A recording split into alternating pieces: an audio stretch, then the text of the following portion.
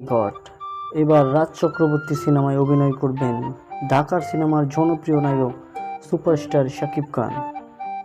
বিস্তারিত জানতে না টেনে ভিডিওটা পুরোটা দেখুন।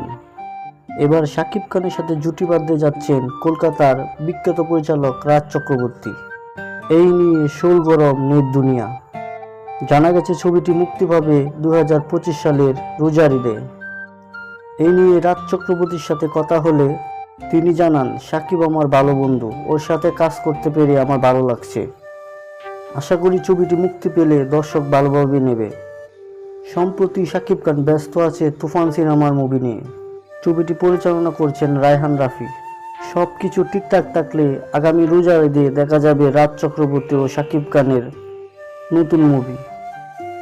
এর আগে রাজ চক্রবর্তী নির্মাণ করেছেন বরবাদ, শত্রু, দুই পৃথিবী, পারবো না আমি, চার দেতকে মতো ব্যবসা সফল সিনেমা।